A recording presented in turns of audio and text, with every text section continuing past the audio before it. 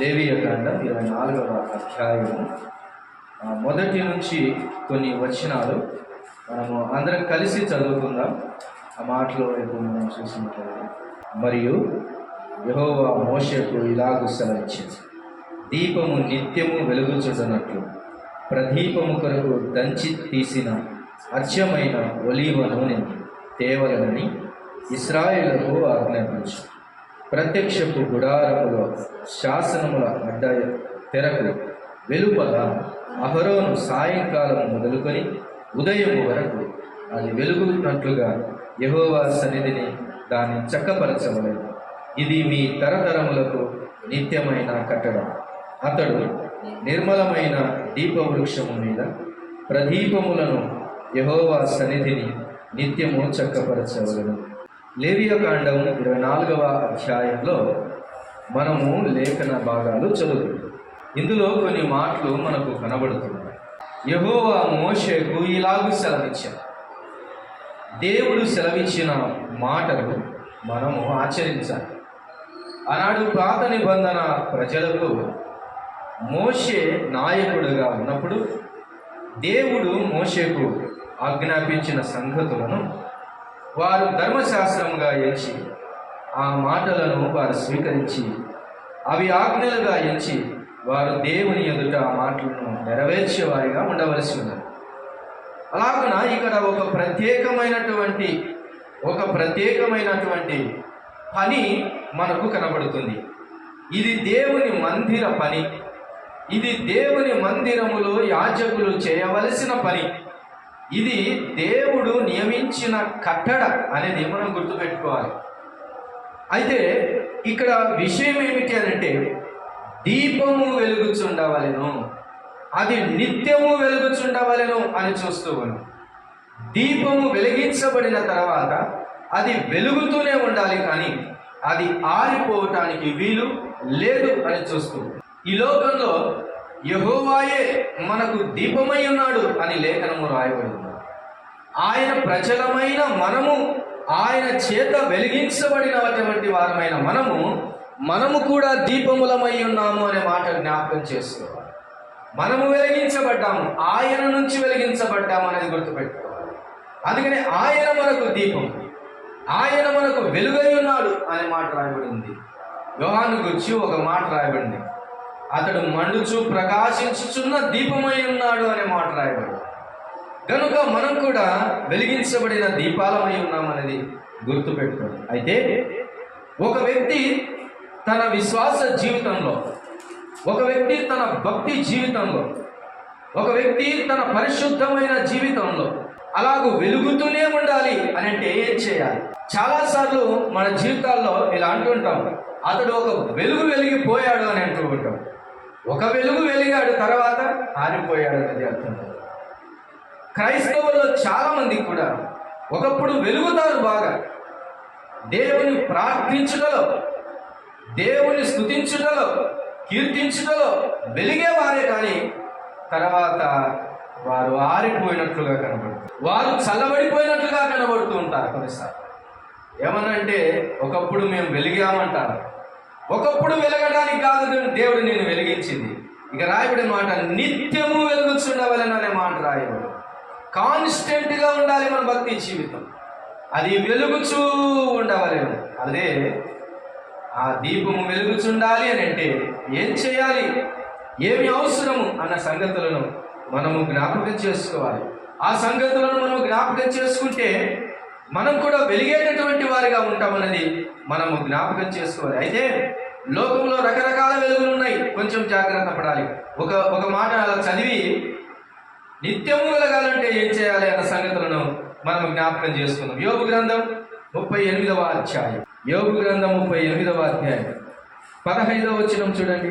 15వ వచనం, దుష్టుల వెలుగు వారి యొద్ద నుండి తీసివేయబడును అని చూస్తాం. ఎవరి వెలుగంట ఇది? దుష్టుల వెలుగు. ప్రతి వెలుగును మనం నమ్మడానికి వీల్లేదు. దుష్టులు కూడా ఎలా కనపడతారంట? వారు కూడా వెలుగుతుంటారు కొన్నిసార్లు. ఆ వెలుగు ఈ వెలుగు ఒకటేనా? జ్ఞాపకం చేసుకోవాలి. వెలుగును గురించి జాగ్రత్త పడాలి. ఇది దుష్టుల వెలుగు, అయితే దేవుడు వారిని ఆర్పివేస్తాడనేది మనం గుర్తుపెట్టుకోవాలి. ప్రియమైన దేవుని వాళ్ళ సామెతల గ్రంథం 13వ అధ్యాయం 9వ వచనంలో చూసినట్లయితే ఇక్కడ ఎవరి వెలుగు కనబడుతుందో మనం చూద్దాం. చూడండి, 13:9లో చూసినట్లయితే నీతిమంతుల వెలుగు తేజరిల్లును. ఎవరి వెలుగు కనబడుతుంది? నీతిమంతుల వెలుగు. చూసారా, దుష్టుల వెలుగు ఉన్నది, నీతిమంతుల వెలుగు కూడా ఉన్నది అని గుర్తుపెట్టుకోవాలి. దుష్టుల వెలుగు ఎవరి నుంచి వచ్చినది? దుష్టుల నుంచి వచ్చినది. నీతిమంతుల వెలుగు ఎవరి నుంచి వచ్చేది? అది నీతిమంతుడైన దేవుని నుండి వచ్చేది. నీతిమంతుడైన దేవుని నుంచి వచ్చేది.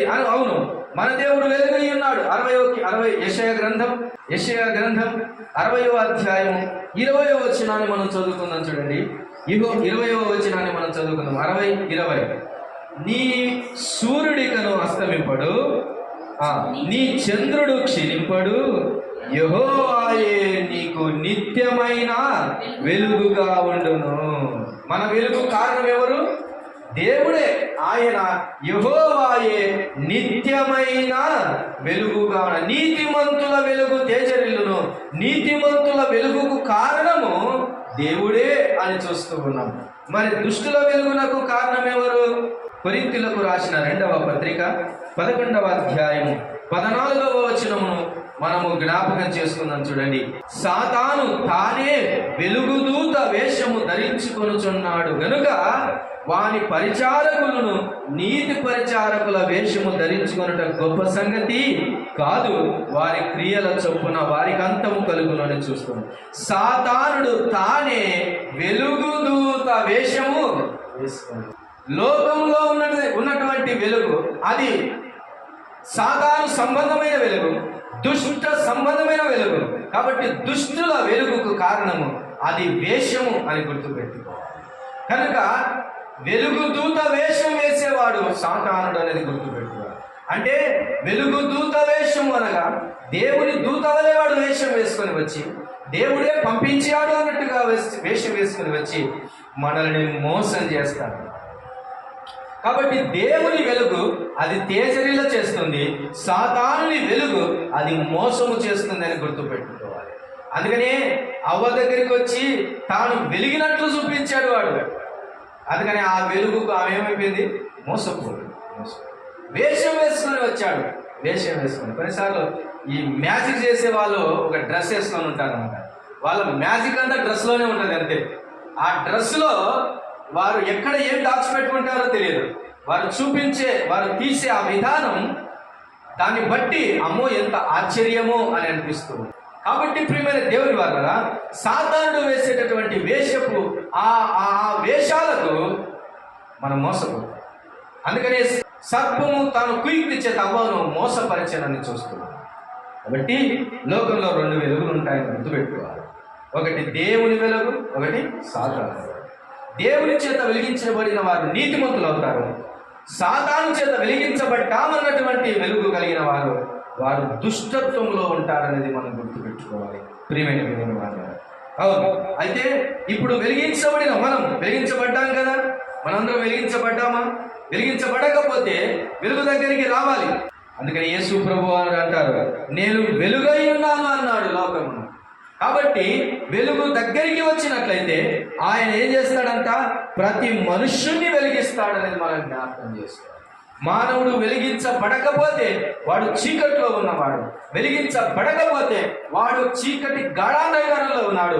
చీకటిలో బ్రతికేవాడు నిత్య చీకటిలోనికి పాతాళంలోనికి వెళ్ళిపోతాడన్నది గుర్తుపెట్టుకోవాలి. ఈ లోకంలో మనుషులు వెలిగించబడాలి అన్నది గుర్తుపెట్టుకోవాలి. వెలిగించబడకపోతే అట్టి వాడు గాఢాంధకారములో నిలిచి ఉన్నాడు, అతనిలో చీకటి ఉన్నది అని మనం గుర్తుపెట్టుకోవాలి. కాబట్టి వెలిగించబడాలి. మొదట వెలిగించబడితేనే మనము వెలుగును చూడగలం, వెలుగులోనికి వెళ్ళగలం, నిత్య వెలుగులోనికి వెళ్ళి మనం జీవించగలం. వెలిగించకపోతే చీకటిలో ఉంటాం, నిత్య చీకటిలోనికి వెళ్ళవలసిన వారమై ఉంటాము. అయితే దేవుని పిల్లలమైన మనం వెలిగించబడ్డాము. ఇంకా వెలిగించబడకపోతే అట్టి వారు వెలిగించబడవలసినదని దేవుని వాక్యము సెలవిస్తూ ఉన్నది. రండి పాఠం దగ్గరికి వద్దాం. వెలిగించబడిన తర్వాత నిత్యము వెలుగుచుండవలెనని దేవుని వాక్యం ఆజ్ఞాపిస్తుండగా నిత్యము వెలుగుచుండాలి అని అంటే మనం ఏం చేయాలి అనేది మనం ఈ మధ్యాహ్నము మనం జ్ఞాపకం చేసుకుందాం. ఏమి చేయకూడదో కూడా దైవ గ్రంథం తెలియజేయబడింది. దీపము నిత్యము వెలుగుచుండాలంటే ఏమి చేయకూడదో దైవవాక్యం సెలవించబడింది. కానీ ఏమి చెయ్యాలో మనం ఈరోజు ఆ పాఠాన్ని మాత్రమే జ్ఞాపకం చేసుకుందాం. చూడండి, నిత్యము వెలుగుచుండాలంటే ఏమి చేయాలి? 2వ వచనం మనం చదువుతున్నాం. అచ్చమైన ఒలీవల నూనెను తేవలెనని ఇశ్రాయేలుకు ఆజ్ఞాపిస్తున్నాను. దీపము నిత్యము వెలగాలంటే ఫస్ట్ ఏం కావాలంట? నూనె కావాలి. అంతే కదా, సర్వసాధారణంగా నూనె లేకపోతే దీపం వెలగదు. నూనె కావాలి. నూనె ఎలాంటి నూనె కావాలంట? ఇది అచ్చమైన దంచి తీసిన ఒలీవ నూనెనే కావాలి అంట. రకరకాల నూనెలు కాదు, వెలుగుతుంది కదా అని ఏదో ఒక నూనె, ఆ నూనె అవసరము. అది దంచి తీయబడిన నూనె. అయితే ఆ నూనె ఎక్కడ దొరుకుతుంది? మరి ఎక్కడి నుంచి దొరుకుతుంది? దంచి తీయబడినటువంటి ఆ నూనె ఎక్కడ దొరుకుతుంది? దంచి తీయబడిన నూనె అనగా ఆయన కార్చిన ఒలీవల నూనె సూచించాడు. చూడండి ఎంత చక్కగా. మన ప్రభువు మొట్టమొదటి రక్తపు బిందువును ఎక్కడ కార్చాడో తెలుసా? ఒలీవల తోటలో. ఒలీవ కొండకు వెళ్ళాను అని చూస్తున్నాం. అది గెత్సెమనే తోట అందులో ఉండేదని చూస్తున్నాం. ఒలీవ కొండకు వెళ్ళానని చూస్తున్నాం. అక్కడ ఆయన రక్తమును కార్చాడు. ఆయనను మనము ఎలాగైతే ఆయన బలలో పాల్పంపులు పొందుతున్నప్పుడు ఒక రొట్టెలో పాల్పంపులు పొందుతున్నాం కదా, ఆ రొట్టె గింజల నుంచి అది ఏం చెప్పడాలి? మొదట దంచబడాలి. అది దంచబడిన తర్వాత అది రొట్టెగా మార్చబడుతుందని మనం చూస్తాం. అయితే ఒలీవల గింజలను మనము దంచితే గనక దాంట్లో నుంచి ఏమొస్తుంది? నూనె వస్తుంది. మన ప్రభు అయిన యేసు క్రీస్తులో నుంచి ఆయన దంచబడిన గింజ వలె ఆయన మనం కనబడుతున్నాడు. ఆయన నలగొట్టబడిన శరీరంగా కనబడుతుండగా, ఆయన పొడవబడినటువంటి వాడిగా కనబడుతుండగా, ఆయనలో నుంచి కారిన రక్తమే దంచి తీయబడిన నూనె, ఒలీవల. అట్టి నూనె కలిగిన వారే వెలిగించబడతారు. అట్టి నూనె ఉంటేనే నిత్యము వెలుగుచుంటారు. అలాగైతే మరి ఈ యొక్క నూనె, ఈయన రక్తము అనే ఈ నూనె మనకు ఎప్పుడూ అందుబాటులో ఉండాలి. ఎందుకు? వెలుగుచుండాలి కాబట్టి. అందుకని అపోస్తుల కార్యముల గ్రంథంలో ఈ కార్యములు ఏం చేయమన్నాడు? చూడండి, ఏం చేయమన్నాడు? ఆయన రక్తమునకు సాదృశ్యమైన ఈ పాత్రలో మనము త్రాగుచుంటుండగా ఇది ఎలాగూ చేయాలి, ఎప్పుడు చేయాలి అంటే 2వ అధ్యాయం అపోస్తుల కార్యముల గ్రంథం 42వ వచనాన్ని చూడండి ఒకసారి. 42వ వచన భాగాన్ని చదువుకుందాం. 2వ అధ్యాయం అపోస్తుల కార్యముల గ్రంథం 42వ వచనాన్ని చదువుకుందాం. చూడండి, వీరు అపోస్తుల బోధ యందును సహవాసమందును రొట్టె విరుచుట యందును ప్రార్థన చేయుట యందును ఎడతెగక ఉండేది. ఎడతెగక చేయాల్సిన కార్యం ఇది. అందుకనే నిత్యము వెలుగుచుండాలంటే నిత్యము ఆ నూనె అవసరము. ఇప్పుడు చూడండి, కొరింథీయులకు రాసిన మొదటి పత్రిక 11వ అధ్యాయం. కొరింథీయులకు రాసిన మొదటి పత్రిక 11వ అధ్యాయం. మనం ఆరాధనలో జ్ఞాపకం చేసుకుంటున్న సంగతులను చూడండి. 25వ వచనాన్ని మనము జ్ఞాపకం చేసుకున్నాం. ఈ పాత్ర నా రక్తము వలనైనా క్రొత్త నిబంధన, మీరు దీనిలోని త్రాగునప్పుడల్లా నన్ను జ్ఞాపకం చేసుకున్నట్టుకై దీన్ని చేయడని చెప్పాను. మీరు ఈ రొట్టెను తిని ఈ పాత్రలోని త్రాగినప్పుడల్లా ఆ తర్వాత మాట పట్టుకోండి. ప్రభు వచ్చు వరకు ఆయన మరణమును ప్రచురించుదురు. ఎప్పటి వరకు చేయాలంట? ప్రభు వచ్చు వరకు అని చూస్తూ ఉన్నాం. అపోస్తుల కార్యములో చూస్తే ఎడతెగక చేయాల్సిన కార్యం అని చూస్తూ ఉన్నాం. ప్రభు వచ్చు వరకు చేయాల్సిన కార్యం అని చూస్తున్నాం. అనగా ఆయన బల్లను సమీపించడం అనేది, ఆయన రక్తమునకు సాదృశ్యమైన ఆ రక్తమును మనం సమీపించడం అన్నది నిత్యము చేయాల్సిన పని, ఎడతెగకుండా చేయాల్సిన పని. గనుక ఒకరు వెలిగించబడాలంటే ఎల్లప్పుడూ ఆయన బల్ల దగ్గరికి రావాల్సి, ఆయన రక్తంలో పాలు పంపులు పొందుతూ ఉండాల్సిందే. అట్టి వాడు నిత్య జీవము కలిగినటువంటి వాడు చూస్తాడు. ప్రియమైన దేవుని వారలారా, అచ్చమైనది భూమి మీద ఏదైనా ఉందంటే ఆయన రక్తమే. ఆయన రక్తమే అంతకంటే స్వచ్ఛమైనది ఏది లేదు. మనలో ఉన్న ఆత్మ జీవం అనేది, మనలో ఆత్మ వెలిగించబడుతూ ఉండాలంటే, ఈ ఆత్మ దీపము ఆరిపోకూడదు అని అంటే మనము ఆయన బలలో పాలు పంపులు పొందుతూ ఉన్నవారమై ఉండాలి. ఒక ఆదివారము పోగొట్టుకున్నా కానీ మన జీవపు వెలుగు తగ్గిపోతుంది అనేది మనం గుర్తుపెట్టుకోవాలి. నిత్యము వెలుగుచుండాలి అని అంటే మనం సమీపించుతూనే ఉండాలి. అది పడుతూనే ఉండాలి మనకు, మన జీవితంలో అది మనం సేవిస్తూనే ఉండాలి. అప్పుడే మనము వెలుగుచూ ఉండేవారు. నరుని యొక్క ఆత్మ యెహోవా పెట్టిన దీపము అని చూస్తుంది. ఆ దీపము వెలగాలంటే, ఆత్మ వెలుగుచూ ఉండాలి అంటే ఖచ్చితంగా ఆత్మ సంబంధమైన పాత్రలోనిది మనం పాలు పొందుతుంది. అదే స్వచ్ఛమైనటువంటి దంచి తీసిన నూనె. ప్రియులారా, ఆ నూనె మన కొరకు ఏర్పాటు చేయబడతాయి. మనము వెలుగుచుండటానికి ఆయన నలగొట్టబడ్డాడు.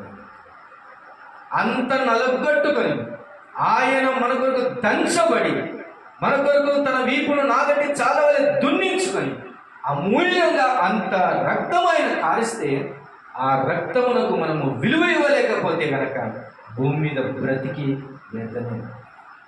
దేవుని బల్లను సమీపించకుండా, దేవుని బల్లను మనం సమీపించి నిత్యము వెలగకపోతే గనక భూమి మీద బ్రతికి వేస్ట్.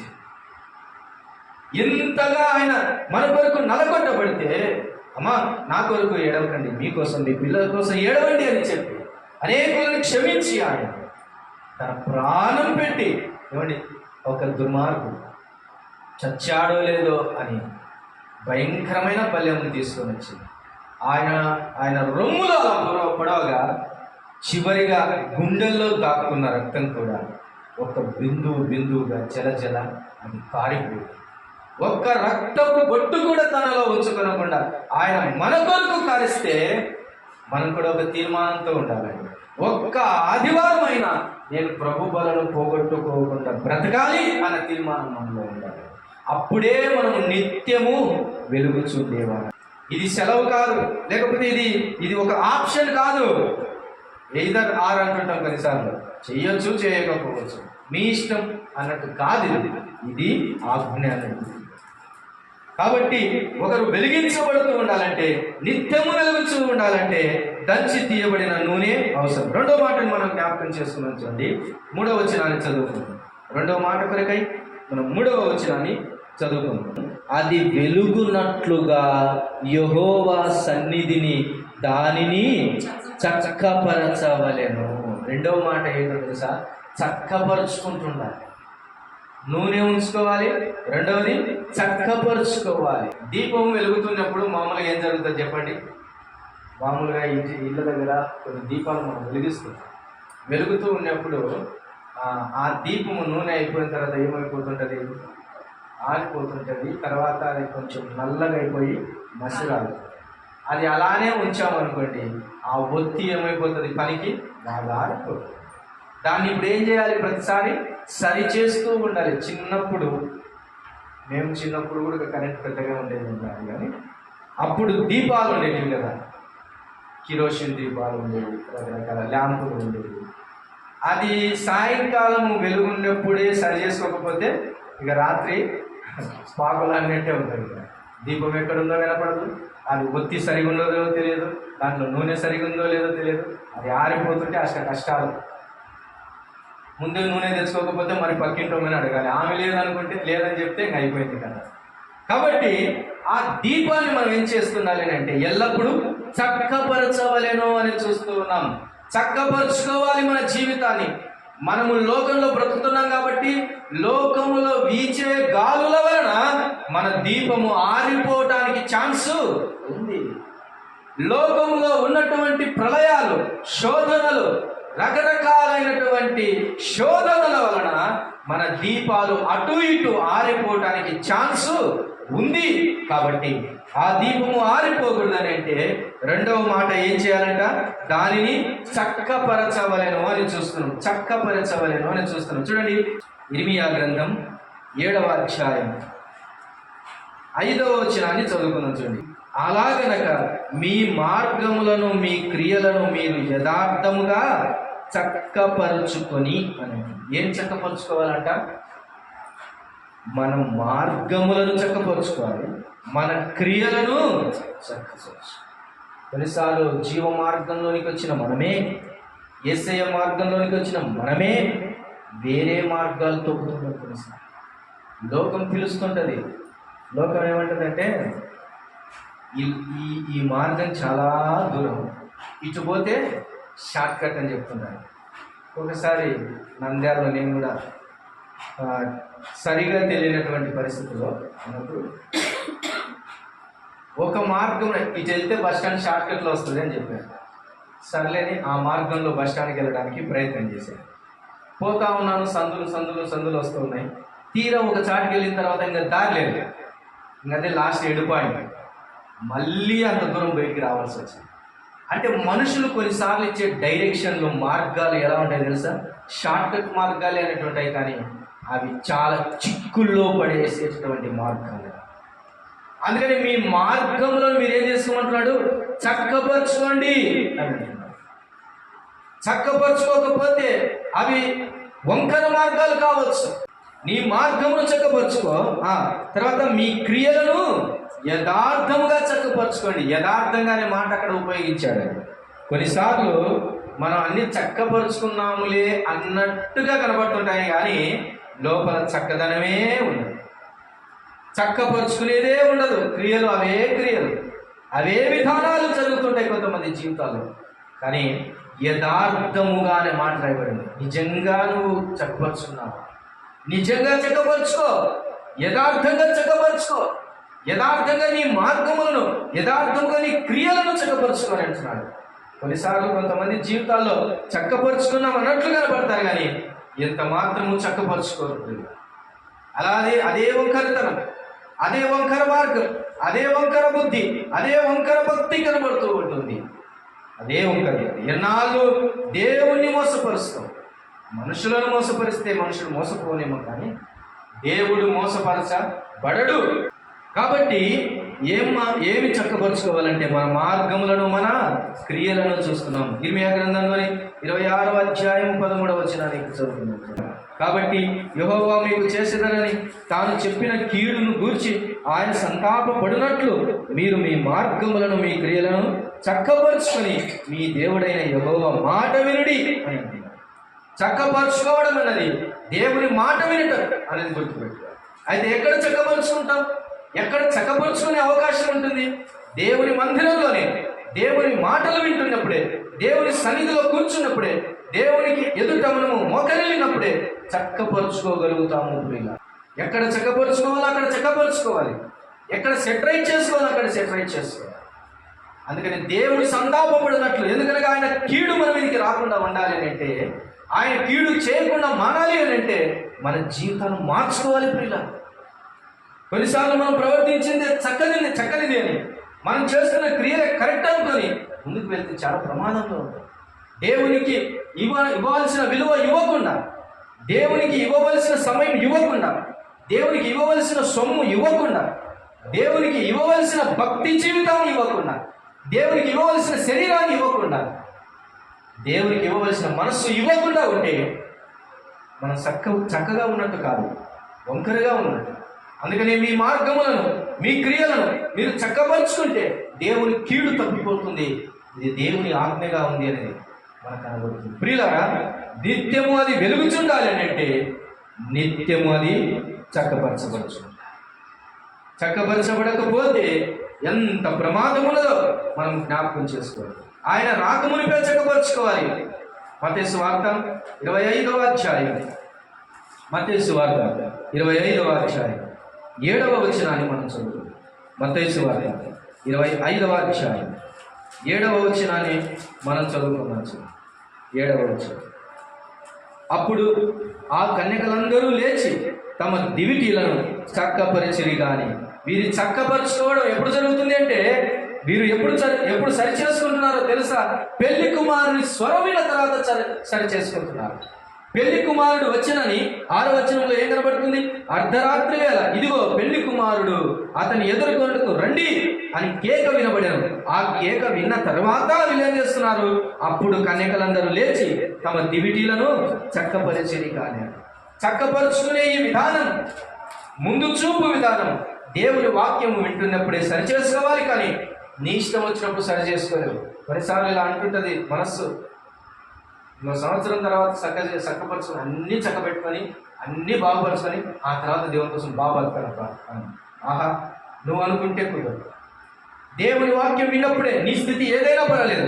నీవు దారిద్ర్యపు స్థితిలో ఉన్నా, నీవు అనారోగ్యపు పరిస్థితిలో ఉన్నా, నీవు దిగువ స్థాయిలో ఉన్నా, నీకు ఏమీ లేకపోయినా పర్వాలేదు. దేవుని విషయంలో చక్కపరుచుకోవాల్సిన సమయం ఏది అంటే దేవుని వాక్యం నేను గద్దిస్తూ ఉన్నప్పుడే, హెచ్చరిస్తూ ఉన్నప్పుడే ఖచ్చితంగా చక్కపరచుకో. పెళ్లి కుమారుని కేక విన్న తర్వాత ఇంకా చక్కపరుచుకునేది ఏముంది? ఇంకా చక్కపరుచుకునేది. కాబట్టి ఆ దీపము నిత్యము వెలుగుచుండాలంటే రెండవదిగా చేయవలసిన పని ఏమిటి? చక్కపరుచుకోవాలని చూస్తున్నాం. 3వ మాటను జ్ఞాపకం చేసుకుని అది వెలుగుచూ ఉండాలంటే ఏం చేయాలి? 3వ మాటను జ్ఞాపకం చేసుకొని మనం ముగించుకున్నాం. అతడు నిర్మలమైన దీప వృక్షము మీద ప్రదీపములను అని చూస్తూ ఉన్నాం. 3వదిగా దీపాలు ఎక్కడుంటే వెలుగుతాయంట? దీప వృక్షముల మీద. దీప వృక్షముల మీద, దీని ఇంగ్లీష్లో ఏమన్నా క్యాండిల్ స్టిక్ అన్నారనమాట. క్యాండిల్ పెట్టుకునేటటువంటి చెక్క, క్యాండిల్ పెట్టుకునేటటువంటిది. దీనే ఇంకో మాట అన్నారు, దీప స్తంభము అన్నారు కొంచెం కొత్త నిబంధనలు. దీప వృక్షము మీద ప్రదీపములు ఉండాలి, దీప స్తంభము మీద దీపం ఉండాలి. ఒకటి నిత్యము వెలగాలంటే నెంబర్ 1 ఏం చేయాలి? నూనె కావాలి, అది దంచి తీసినటువంటి. రెండవది నిత్యము వెలగాలంటే అది చక్కపరచబడుచూ ఉండాలి. 3వది అది వెలుగుచూ ఉండాలంటే అది దీపస్తంభము మీద అది ఉంచబడాలి. ఎక్కడ పెడితే అక్కడ పెట్టకూడదు. ఎక్కడ పెట్టకూడదో కొత్త నిబంధన గ్రంథంలో రాయబడింది. అది మరో పాఠాన్ని మనం చూద్దాం. కానీ ఎక్కడ పెట్టాలి అనేది మనం చూస్తూ ఉన్నాం. ఎక్కడ పెట్టాలి? అది దీపస్తంభం మీద పెట్టాలి. ఇంతకు దీపస్తంభము ఏ ప్రాంతంలో ఉంటుంది? దేవుని మందిరంలో ఏ ప్రాంతంలో ఉంటుంది? ఒకసారి చూడండి. హెబ్రీయులకు రాసిన పత్రిక. దీపస్తంభం ఎక్కడ ఉంటుంది? బయట ఉంటుందా? దీపస్తంభం ఎక్కడ ఉంటుంది? ఒకసారి చూద్దాం. 9వ అధ్యాయము 2వ వచనం.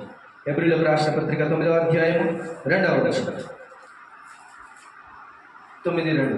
ఎలాగనగా మొదట ఒక గుడారం ఏర్పరచబడెను, అందులో దీపస్తంభమును బల్లయు దాని మీద ఉంచబడిన రొట్టెలను ఉండెను, దానికి పరిశుద్ధ స్థలమని పేరు.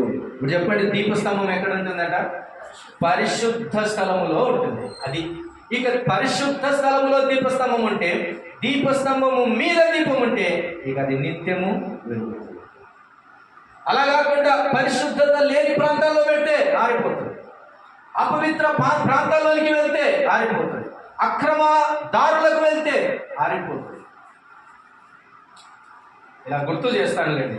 కొత్త నిబంధనలో కంచము కింద పెట్టకండి అన్నాడు, పాత్ర కింద పెట్టకండి అన్నాడు, మంచము కింద పెట్టకండి అన్నాడు, కుంచము కింద పెట్టకండి అన్నాడు. అక్కడ పెడితే ఏమవుతుందంట? ఆరిపోతుంది. పొరపాటున ఒర్రిగడ్డి దగ్గర పెట్టామనుకోండి, ఏమవుతుంది? కొన్నిసార్లు ఈ భక్తి ఎక్కువైతుందో ఏమో కానీ వారు మరింత కొంపలు అంటించే విధంగా చేస్తాం. ఈ రోజుల సంఘాలలో వెలుగు కంటే మంటలు ఎక్కువైనాయి. గమనించారా? మంటలు ఎక్కువైనాయి. సరిగా వెలగాల్సినది ఈ వెలుగు వెలిగివ్వడానికే కానీ అంటు పెట్టడానికి కాదు, మంట పెట్టి మండించడానికి కాదు, కాల్చివేయడానికి కాదు. ఇది ఎక్కడుంది? పరిశుద్ధ స్థలములో ఉంది. ఇది పరిశుద్ధ స్థలములో నుంచి కాకుండా అది గుడారము వెలుపటిగా వచ్చిందంటే కష్టం. కానీ అది దీపస్తంభము మీదనే ఉండాలి. ఆ దీపస్తంభం కూడా పరిశుద్ధ స్థలములోనే ఉండాలి అనేది మనం గుర్తుపెట్టుకోవాలి. ఈ దీపస్తంభమునకు ఏం పేరు పెట్టారో త్వరగా కొన్ని మాటలు మనం చూద్దాం. చూడండి, ఇది ఏ దీపస్తంభము, ఎలాంటి దీపస్తంభము? ఇదే నిర్గమకాండం 31వ అధ్యాయం 8వ వచనంలో చూస్తే ఇక్కడ రాయబడిన మాట కూడా మనము అదే మాట చదువుకోవచ్చు. చూడండి, బల్లను దాని ఉపకరణములను నిర్మలమైన దీప వృక్షమును దాని ఉపకరణములన్నిటిని ధూపవేదికను. ఇక్కడ చూడండి, దీప వృక్షము అనే మాటకు ముందు ఏం రాయబడింది?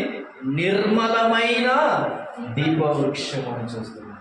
దీపాలు ఉంచాల్సిన దీప వృక్షము ఎలాంటిదంటే అది నిర్మలమైనటువంటి దీప వృక్షము. అది ప్యూరిటీగా ఉండాలి. నిర్మలమైన మనస్సాక్షిని చూపిస్తూ ఉంది. అది నిర్మలమైన మనస్సాక్షి కలిగిన దీపస్తంభము మీద మన దీపము గనక ఉంటే అది నిత్యము వెలిగించబడుతుంది. నిర్మలత లేకుండా కుటిలత ఉన్నా, నిర్మలత లేకుండా కపటము ఉన్నా, నిర్మలత లేకుండా దేవుని ఎదుట అపవిత్రతగా ఉన్నా కానీ ఆ దీపము ఆరిపోవటానికి ఛాన్స్ ఉంది. కాబట్టి ఆ దీప వృక్షమునకు పేరేమిటి అంటే అది నిర్మలమైన దీప వృక్షము అని చూస్తుంది. నీ మనస్సాక్షి అన్నది నిర్మలతను చూపించాలి. నిర్మలమైన మనస్సాక్షి కలిగి ఉండటానికి మనం శుద్ధీకరించబడాలనేది దేవుని వాక్యం సెలవుస్తుంది. ఆయన రక్తము చేత శుద్ధి చేయబడిన వారమై నిర్మలమైన మనస్సాక్షిని పొందిన వారమని దేవుని వాక్యం సెలవుస్తుంది. ప్రియమైన దేవుని వాక్యం, ఆ దీప వృక్షం అది నిర్మలమైనది అని చూస్తున్నాం. చూడండి, 39వ అధ్యాయం నిర్గమకాండం 37వ వచనాన్ని చూద్దాం. చూడండి, పవిత్రమైన దీపవృక్షమును సవరించు దాని ప్రదీపములను. చాలు, ఇక్కడ చూసినట్లయితే ఏం పేరు పెడుతున్నా అండి దీపవృక్షానికి? పవిత్రమైన దీపవృక్షం అని చూస్తాం. పవిత్రత విషయంలో మనము రాజీ పడకూడదు ప్రియులారా. అందుకని తిమోతికి ఒక మాట ఇలా చెబుతూ ఉన్నాడు. చూడండి, 11వ వచనాన్ని చూద్దాం. 4వ అధ్యాయం 11వ వచనం. ఈ సంగతులను ఆజ్ఞాపించి బోధించుము. నీ యవనమును బట్టి ఎవడును నిన్ను తృణీకరింపనీయకము గాని మాటలోను, ప్రవర్తనలోను, ప్రేమలోను, విశ్వాసములోను, పవిత్రతలోను విశ్వాసులకు మాదిరిగా ఉండుము అని చూస్తున్నాడు. మాదిరిగా ఉండమంటున్నాడు. ఏ విషయంలో? అనేక విషయాలకు చెప్తున్నాడు. మాటలోను, ప్రవర్తనలోను, ప్రేమలోను, విశ్వాసములోను, పవిత్రతలోను అని చూస్తున్నాడు. పవిత్రతకు ఎంత పెద్దపీట వేశాడో మనకు అర్థమవుతుంది ప్రియులారా. మాత్రమే కాకుండా 2వ అధ్యాయము 8వ వచనంలో కూడా ఏం చెప్తాడు చూడండి. ఎంత పవిత్రతకు ఎంత విలువిస్తున్నాడో మనకు కనబడుతుంది ప్రియులారా. చూడండి, ప్రతి స్థలమునందును పురుషులు కోపమును సంశయమును లేనివారై పవిత్రమైన చేతులెత్తి అని చూస్తున్నాం. మన చేతుల పవిత్రత, మనము పవిత్రత కలిగి ఉండాలి అని దేవుని వాక్యము ఎంత స్పష్టంగా సెలవిస్తుందో మనకు అర్థమవుతుంది ప్రియులారా. పవిత్రత లేకపోతే దీపము ఆరిపోతుంది. పరిశుద్ధత లేకపోతే దీపము అన్నది ఆరిపోతుంది అని దేవుని వాక్యము మనకు సెలవిస్తుంది ప్రియులారా. పవిత్రపరచబడాలి అంటే దేవుని వాక్యం వలననే అనేది మనం గుర్తుపెట్టుకోవాలి. కాబట్టి పవిత్రమైనటువంటి దీపవృక్షం అని కనబడుతుంది. ఇంకో మాటను చూడండి. నిర్గమకాండం 37:17లో అతడు మేలిమి బంగారముతో దీపవృక్షమును చేసేను అని చూస్తాం. ఒకటి నిర్మలమైన దీపవృక్షం, రెండవది పవిత్రమైన దీపవృక్షం, మూడవది బంగారు దీపవృక్షం అని చూస్తాం. దీపము వెలగాలి అంటే అది విలువైన దీపవృక్షం. బంగారు అనేది విలువ గలదానిగా చూపిస్తూ ఉంది. విలువ కలిగిన దీపవృక్షము మీద మనం ఉంచాలి అంటే మనము విలువ కలిగిన వారమై బ్రతకాలండి. విలువ లేనట్టు బ్రతకకూడదు ఈ లోకంలో.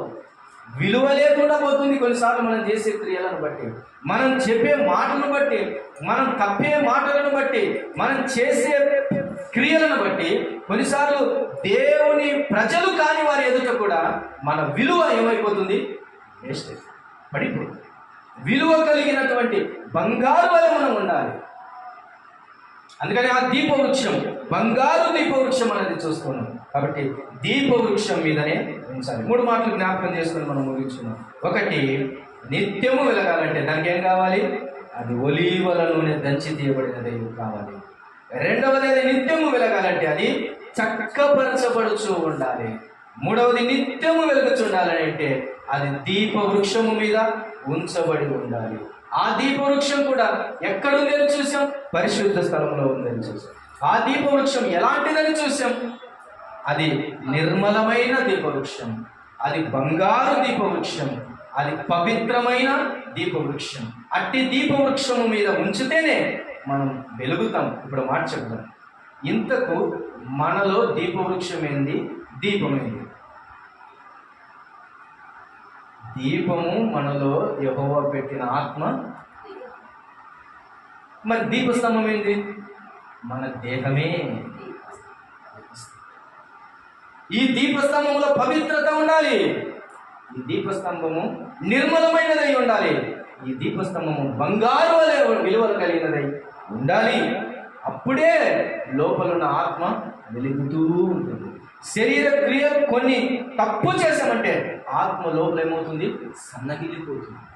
కాబట్టి మనలో ఉన్న ఆ వెలుగు ఎప్పుడు వెలుగుతూ ఉండాలి అంటే మనం బాగుండాలి, మన శరీరం బాగుండాలి, మన శరీర క్రియలు బాగుండాలి, మన శరీర ప్రవర్తన బాగుండాలి, లోకములో సాక్షులమై మనం ఉండాలి. అప్పుడే వెలుగేవారమై ఉంటాం. లేకపోతే మన దీపం ఏమైపోతుంది, ఆరిపోతుంది అనే మాట చూస్తున్నాం. మన దీపము నిత్యము వెలగాలి అంటే ఏం చేయాలో మనం చూడలేదు. అలాగైతే ప్రభు పాదాల దగ్గరికి వచ్చి, ఎవరైనా నా దీపమును వెలిగించుమని ఆయన దగ్గరికి రావాలి. ఆయన దగ్గరికి రాకపోతే దీపము వెలగడం చాలా కష్టం. వెలగటానికి ఏమేమి అవసరమో అవి ఇవ్వకపోతే వెలగదు. దానంతకు అదే వెలగాలంటే అదేమన్నా స్వయం ప్రకాశ కాదు కదా, అది పరప్రకాశ మాత్రమే. అనగా దేవుని వలన మాత్రమే అది ప్రకాశింపబడాలి, కానీ తనంతకు తాను వెలగ శక్తి దానికి లేదు. కాబట్టి మనమందరం కూడా ఆయన దగ్గర వెలిగేటటువంటి వారు. వెలుగుతే వెలుగుచున్న దీపస్తంభముల మధ్యలో ఆయన ఏం చేస్తాడని ప్రకటన గ్రంథంలో సంచరించుచున్నాడని.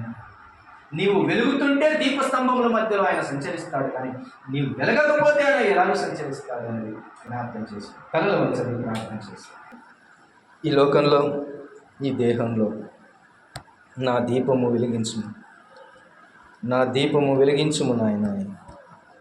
ఒక్కసారి ఆయన పాదాల దగ్గర, నా దీపమును వెలుగించువాడు నా చీకటిని వెలుగుగజేయును. నా దీపమును వెలుగించువాడు నా చీకటిని వెలుగుగజేయును. జలరాసుల నుండి బలమైన చేతితో వెలుపల చేర్చిన బలమైన దేవుడు, జలరాసులను బలమైన చేతితో వెలుపల చేర్చిన బలమైన దేవుడు. యెహోవా నా బలమా, యథార్థమైనది నీ మార్గం, పరిపూర్ణమైనది నీ మార్గం. యెహోవా. ప్రేమగల తండ్రి, దయాళుడైన ప్రభు స్తోత్రం. మేము వెలిగేవారంగా ఉండాలని నీ ఆశ. లోకములో మేము వెలగాలంటే మాకు నూనె కావాలి, అది మీ రక్తమే. మేము వెలగాలంటే మేము చక్కపరచబడాలి, చక్కపరుచున్నది నీ వాక్యమే. మేము వెలగాలంటే దీపస్తంభము మీదనే ఉండాలి. మా దీపస్తంభము మీ పరిశుద్ధ స్థలములోనే ఉండాలి, అనగా దేవుని సంఘంలోనే ఉండాలి అన్నది మాకు నేర్పేవు నాయనా. నీ బిడ్డలను జ్ఞాపకం చేసుకుని తమ దీపములు ఆరిపోకుండానట్లు తమ దివిటీలను చక్కపరుచుకున్నట్టుకు సహాయము చేయమని ప్రార్థన చేస్తున్నాను. నీ మాటల చేత దీవించండి, దీవెనకన ఆశీర్వచనపు మాటల చేత మీరు వర్ధిల్ల చేయండి. క్షేమము కలిగి గృహములకు వెళ్ళి తమ ఇంటిలో ఉన్న దీపములను వెలిగించటానికి సహాయం చేయండి. ఒక దీపము వెలిగితే అనేక దీపములను వెలిగించవచ్చును. అయినా వెలిగించే దీపములమై మేము ఉండటానికి సహాయం చేయమని ప్రార్థన చేస్తూ ఈ ఉదయకాల సమయంలో ఈ మాటల చేత ఆదరించి బలపరిచి పంపుమని స్తోత్రం చేస్తూ చేరువచ్చిన బిడ్డలందరినీ పేరు పేరున దీవించి ఆశీర్వదించండి. విన్న మాటలను హృదయాంతరంగంలో భద్రపరుచుకొని మరొక మిమ్మల్ని స్తుతించుటకు సహాయము చేయమని నమ్మదగిన దేవునికి అప్పగించుకుంటూ స్తోత్రములనుచు మా ప్రభువును మా రక్షకుడునైనా యేసుక్రీస్తు వారి పరిశుద్ధ నామమున స్తోత్రములు చెల్లించి ప్రార్థించి దీనులమై వేడుకొనుచున్నాము తండ్రి. ఆమేన్.